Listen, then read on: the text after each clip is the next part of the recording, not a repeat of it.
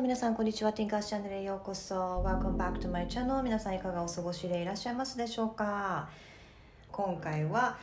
ホピの予言の回になっております。それの第2弾です。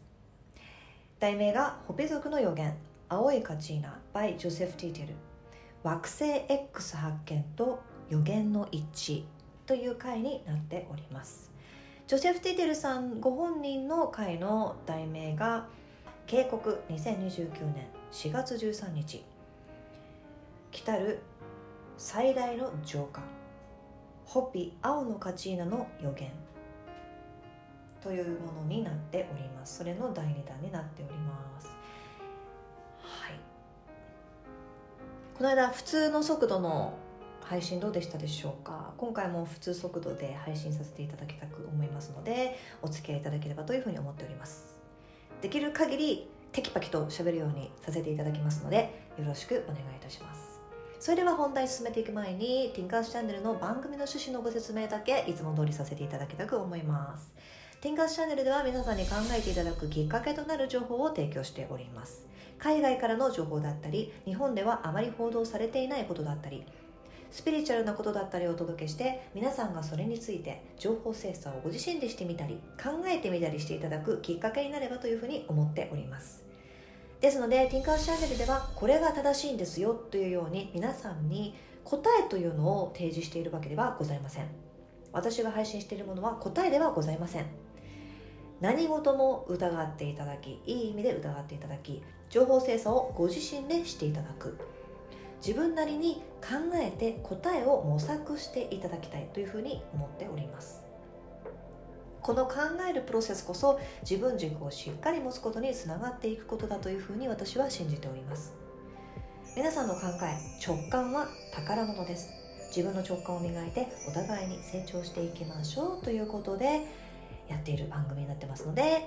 サポートをよろしくお願いいたします。ティンカースチャンネルにチャンネル登録をいただいている皆さん本当にありがとうございます。でまだチャンネル登録していないよでもいつも見ているよっていう方はですね本当に、大きなお願いなのかもしれないんですけどもチャンネル登録よろしくお願いいたします。ポチッとなというふうに押していただければ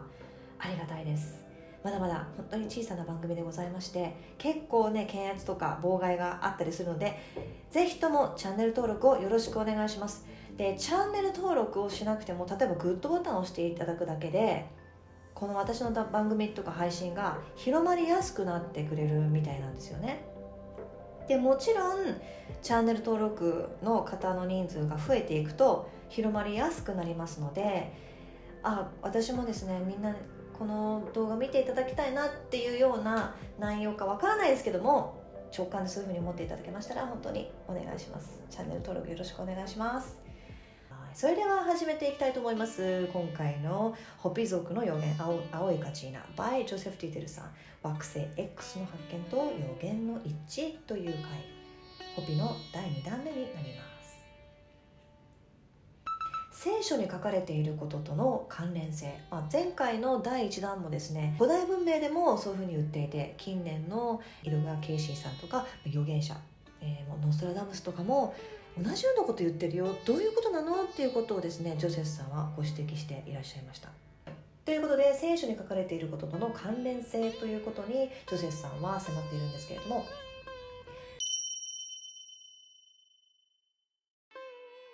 今回ご紹介したいのが黙示録8章10第3の天使がラッパを吹くと松明のように燃え盛る大きな星が天から落ち川と水の泉の3分の1に落ちました。前回の、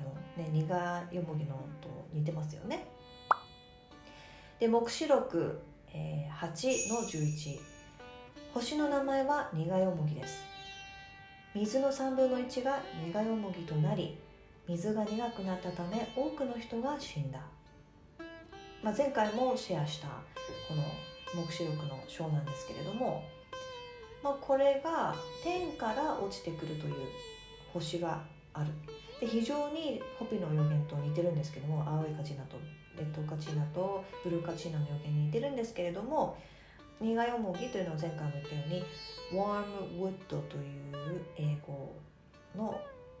用語になります。でジョセフさん曰く、聖書などを研究している学者はこの苦いもぎという星が落ちてきて水が苦くなる解釈を地球が陥る苦悩なのではないかというふうに解釈している人もいるようです。聖書が書かれた時代の背景で表現が異なるだけでホピの予言ととてもよく似た意味になっていますよねというふうにジョセフさんはお話ししていらっしゃいます。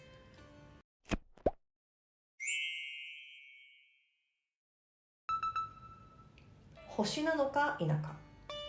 その落ちてくるというのが星が落ちてくるという表現が多かったりするんですけども、時代背景からただ見た目が星のように見えたからそのように表現したのかもしれないというふうにジョセフさんは切り込んでいます。比喩などではなく実際に流れ星のように見えたのかもしれません。しかしそれは生命体が乗車した飛行物体が大気圏に突入してくる様子だった可能性も否定できないのではないでしょうかというふうにジョセフさんはおっしゃっておりました。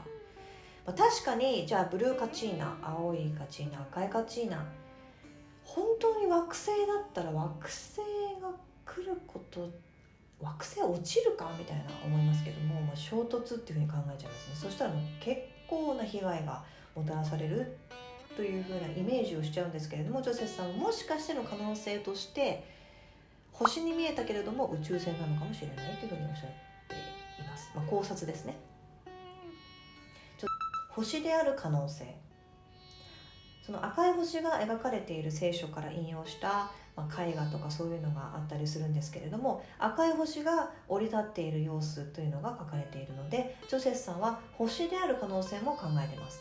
いろんな視点からねジョセフさんは考察して考えている、ああじゃない、こうかもしれない、ああかもしれないという感じで考えているみたいなんですけれども、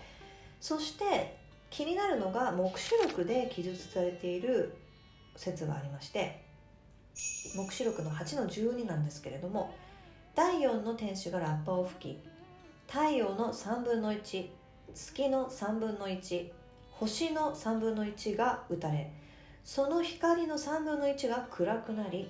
1日の3分の1が暗くなった。夜の3分の1も同様に光を遮られるかもしれない。この意味深な章があるんですけれども、ジョセフさん曰く黙示録を読んでみると全ての3分の1が暗くなるようです。それを想像するととても大きな何かが我々の世界の3分の1を影で覆ってしまうようなことが起こるのかもしれません。その大きな何かが赤い星である可能性があります。だから本当に星である場合はこの地球の3分の1の世界を覆ってしまうぐらいのことが起こるかもしれないという可能性もジョセフさんは見ているそうです。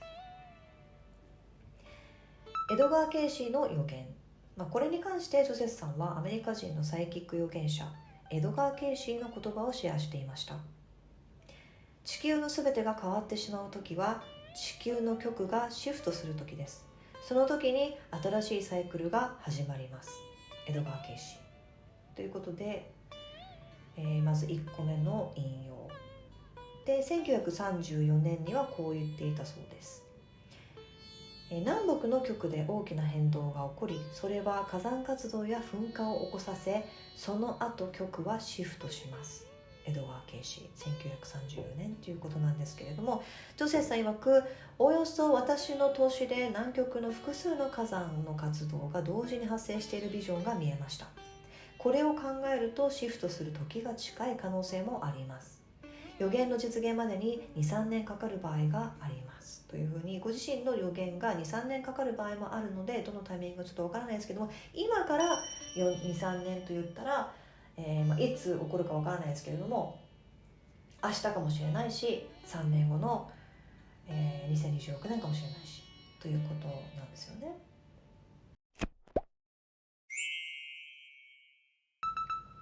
1934年1月19日にエドガー・ケイシーさんが見た地球、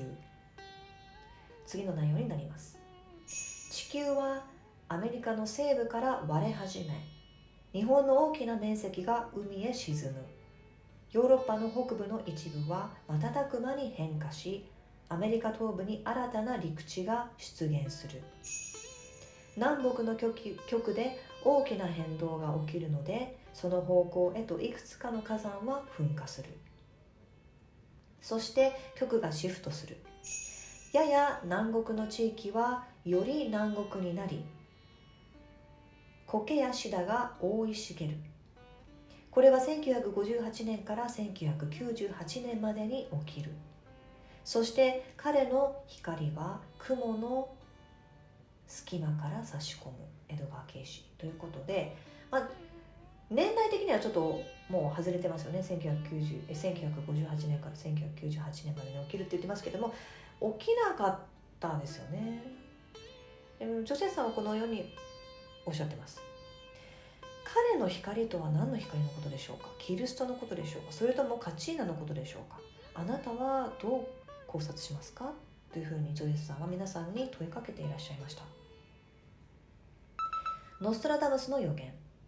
ノストラダムス、前回も出てきましたけれども、ホピの予言とちょっと似ているということで、ホピの予言の青のカチーナと赤のカチーナのようなことを伝えているというふうにジョセフさんはおっしゃってます。ジョセフさん曰く、大きな戦に関しては刻々と近づいてしまっているような感覚はしますよねというふうにおっしゃってました。ノストラダムスの引用です。人類にとっての大きな問題が訪れた時、さらに最悪のことは用意されている。大きな移動は新しい時代を築くでしょ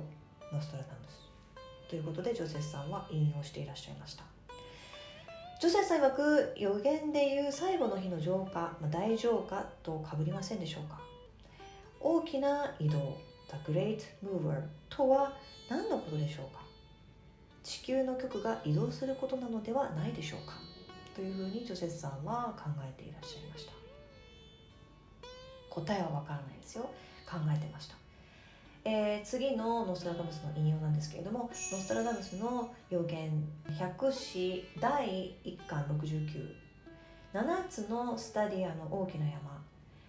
平和の後、戦争、飢餓、洪水、それは遠くまで広がり、大国を溺れさせる。古代のもの、その偉大な基盤さえもというふうに、全てのものをね、飲み込むというようなことを言っているみたいなんですけれども、ジョセフさんはこのようにおっしゃってました。スタディアとは半マイルほどの大きさです。大きな物体が、これは、多分隕石のことなんですね。スタディアとは半マイル、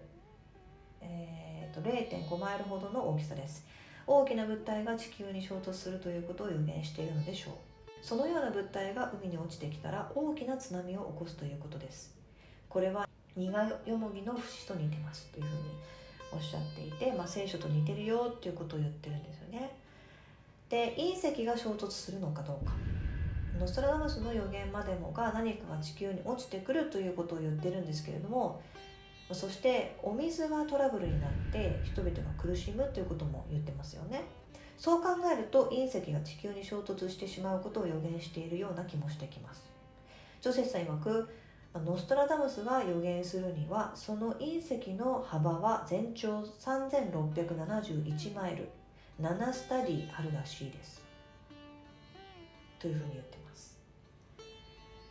かなりでかいですね。そしてその予言はノストラダムスで終わらないんです。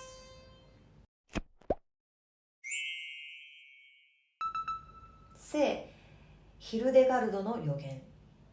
聖ヒルデガルドとは中世ドイツ1098年生まれのベネディクト系、ベネディクト会系の女子修道院長なんですけれども、そんな彼女聖ヒルデガルドさんなんですけれども、今まで我々が聞いてきたホピ族の予言と似ている予言をしています。次です。彗星が来る前、世界は大飢餓で流され、海上の大きな陸は違う部族に侵攻されることにより、地震の嵐と津波に襲われる。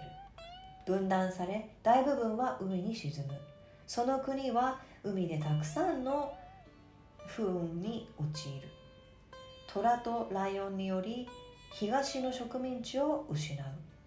水星衝突の圧迫は海を追いやり、洪水を起こし、多くの国を水没させる。そして疫病も発生する。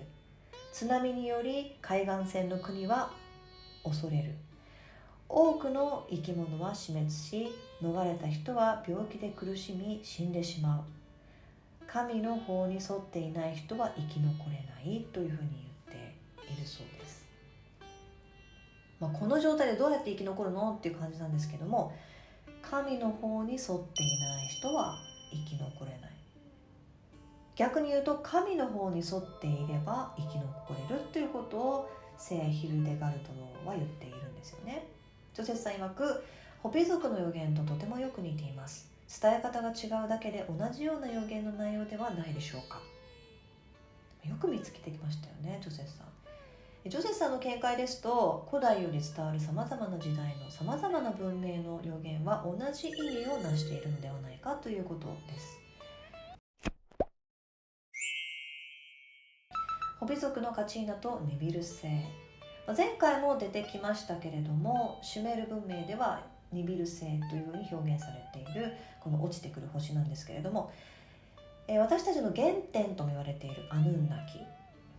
天の国から降り立ってきた人々、それが人類の祖先なんじゃないかっていう人もいるんですけれども、その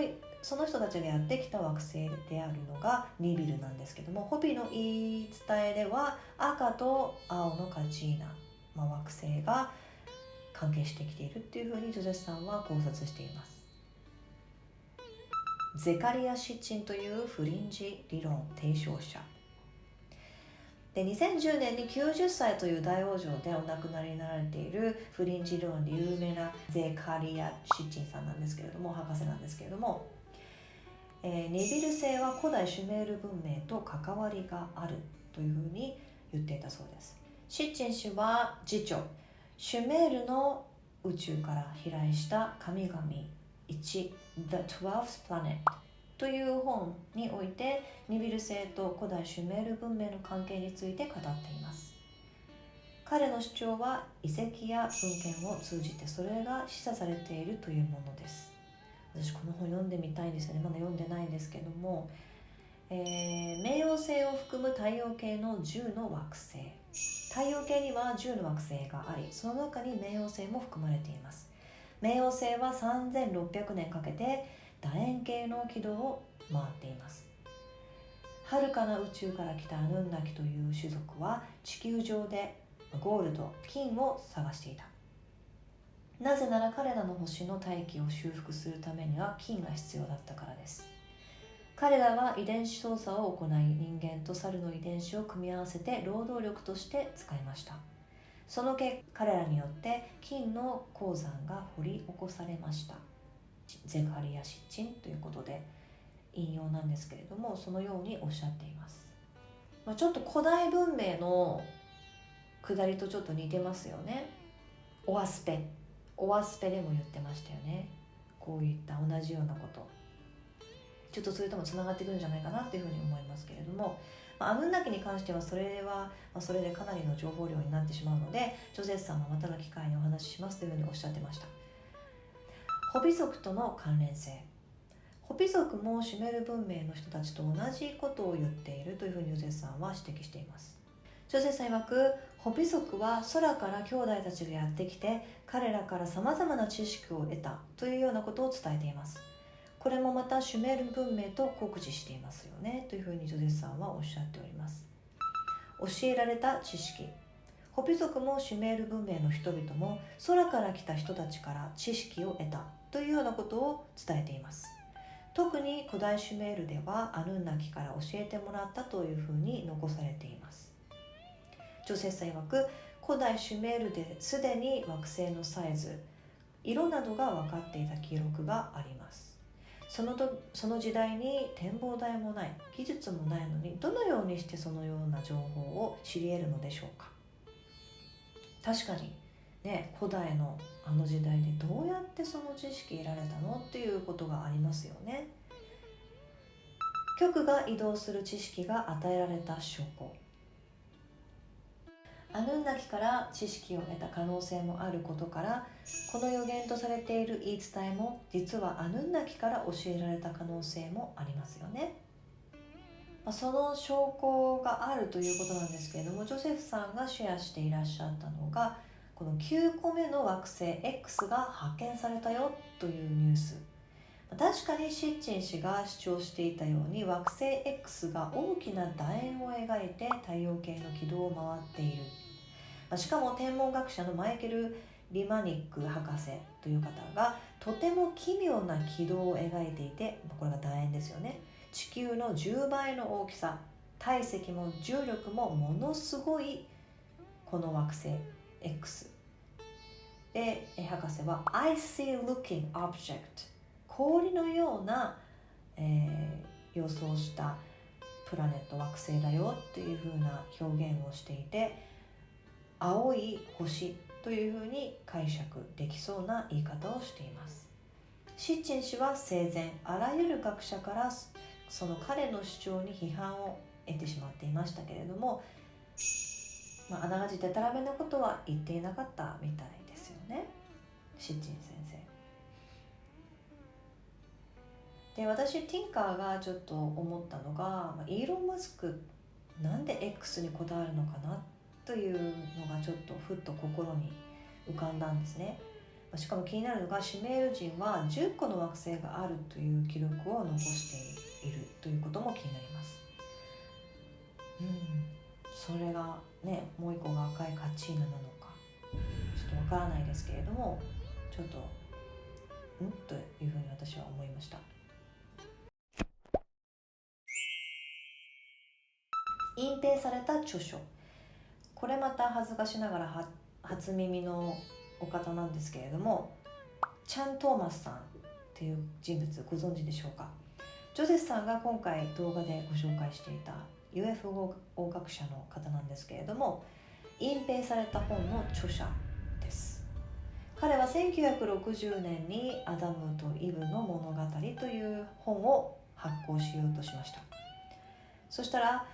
C○A が丸の中には愛にその後50年間販売というのを阻止されていたそうです。1993年に短縮されたバージョンをベンガルタイガー社からついに発行できました。しかも C○A を相手取る F○IA の裁判が行われた後に発行されました。この F○IA なんですけれども、これはその情報開示するかどうかという裁判ですよね。その後に開示されたんですよね。で C○A が隠したかったこと、それでは C○A が何としてでもそんな50年にもわたって販売阻止するまでも隠さなければならなかったことというのは何なのか。ジョセフさん曰く、実はアダムとイブの物語には地球の極がシフトする内容が綴られていました。それが大きな洪水、火山の噴火、大地震などが起こることが書かれていたのです。C○A は人々のパニックを防ぐために人々が準備をしないように隠したかったのでしょうか。これもまたジョゼフさん皆さんに問いかけていますけれども、そもそも問題、なぜお米の国の連邦組織である C○A が世界で起こることを綴った宗教本の販売を阻止する権限を持っているのかっていうのもちょっと私は疑問なんですけれども、60年代から地道に地下シェルターなどを作る活動をさせないようにしたかったのかなっていうふうに私はちょっと考えてみたりしていますけれども、もっと根強い深い闇がありそうですよね。はい。でブログにはですね、この惑星 X に関する動画、ちょっと英語なんですけれども、あと、なぜ C○A はアダムとイブの物語の内容を隠蔽したかったのかというのの関連動画というのも載せてますので見てみてください。今回は以上になります。皆さんいかがでしたでしょうか。結構ね、今回はこの星なのかそれとも宇宙船なのかで、またね、科学者といいますか考古学者とかそういった方々、不倫持論の学者さんとかのいろんな、観点をジョゼフさんはご紹介してくれていて、この人もこういうふうに言ってる、この人はこういうふうに言ってる、でも文明ではこういうふうに伝わってる、全部同じこと言ってないみたいなことをジョゼフさんは皆さんにシェアしていらっしゃいました。なのでこのジョゼスさんの考察が正しいということではなくて、こういった似偏った情報がなぜあるのか、今後何が起きるのかっていうのを予測すべきなのか、でその予測できる自分たちの直感は働いているのかっていうところも含め、私たちはですね日々考えなければならないんじゃないかなっていうふうに思います。で、私最近古代のねお話とかちょっと興味が出てきてですね、 YouTube で見たりとか調べたりとかしてるんですけれども、やっぱり日本人というのはとてつもない力を持った人たちだと思うんですよね。そりゃ地球みんな人間一緒じゃんっていうふうに思うかもしれないですけれども、やっぱり日本という島というところにたどり着いた、そこにずっと住んでいる部族、私たち日本人で特別な精神力と特別なね考える力、細かいところに目がつく能力、そして直感とか人を思いやる心とか、やっぱりね外国とはちょっと違うと思います。私いろんなところに住んだことあるんですね。アメリカにも住んだことあるし、中東にも住んだことあるし、カナダにも住んだことがあるし、今タイに住んでますけれども、私が日本からちょっと旅にちょくちょく出始めたのが20代前半だったんですけれども、やっぱりね日本にいるだけではわからない部分、特に私が若い頃なんていうのはインターネットとかがそんなにねまだまだ今みたいに復旧っていうか、復旧はしてたんですけども、みんながみんなねスマホでっていう時代ではなかったので、もちろんね自分で外に出てみないとわからないことがもっと今よりもあったような時代だったんですけれども、やっぱり外から見る日本と中から見る日本っていうのは全然違っていて、でしかも外にいる人たちというのを知るということをすると、どの人種もやっぱ日本人とは違うんですよね。もちろんそうじゃんというふうに思うかもしれないですけれども、アジアでも違います。全然やっぱり日本人が一番真心と言いますか、真摯な、なんていうのかな、心が綺麗と言いますか、本当に相手のためを思って行動ができる、それがなんていうのかな、もう魂からできてるんじゃないかっていうぐらい、なんかその人を踏み台にして自分がっていう人が日本はねもちろんいると思いますよ。全員が全員ね成人みたいな感じではないと思うので、ですがやっぱ国民性を見てみると、やっぱりねそういった綺麗な心といいますか、その美しい心を持っている人が多いと思います。私はね結構目を見るとね分かると思うんですよ。日本人の方の目っていうのはね本当になんか外国人とはちょっと違うと思うんですよね。同じ外国人でも同じアジア人、ね、パッと見ちょっとね何人かわからないっていう風な外見でも、やっぱ目とかはね日本人優しい目してるんじゃないかなって私は個人的に思うんですよね。皆さんはねいかがですか？その海外にね出たことがある方は結構ねやっぱ思うんじゃないかなっていうふうに思います。こういった話もね私の経験っていうのもちょくちょくブログとかで語っていけたらなとは思うんですけども、ちょっとまだねチャンスがなくてできないんですけれども、そういった感じで私は個人的にそういうふうに思っていて、古代とつながっているというふうに思っていて、その古代の大きな鍵を握っているのはやはり日本人が持っている特別な何かなんじゃないかなっていう気もしてます。それは私は分からないですけれども、そんな気が私は直感でしてます。なので、こういったお話もね人事だと思わずに、私たちに何か使命があるんじゃないかっていうことで私は捉えていたり、ロマンがある考え方かもしれないですけれども、そういうふうに私は個人的に思っているので、皆さんもですねちょっとこれから起こることを現実ねどこどこの就職して何々大学に行って、どこどこいくらお金稼いでっていうことも必要かもしれないですけれども、それとはまたね別にこういったね直接的に関わって関係していないかもしれないけれども、根本的には関係しているかもしれないことっていうのを知る必要があるんじゃないかなっていうふうに私は思っております。はい、今回も見ていただきましてありがとうございました。もし聞いていただいていいなって思っていただけましたら、グッドボタンで高評価の方よろしくお願いいたします。そして、第3弾も続いていきます。第3弾は、タイトルがですね、ホピ族の予言ホピ族の予言青いカチーナ by ジョセフ・ティテル2029年4月13日という、核の部分をですね最終的にお伝えする回になっておりますので、この先も見ていきたいっていう方はチャンネル登録の方よろしくお願いいたします。はい、長々聞いていただきましてありがとうございました。Thank you very much for watching. Thank you very much for listening. ティンカスチャンネルでした。それでは次回まで。See you next time. Bye bye. Ciao. Much love.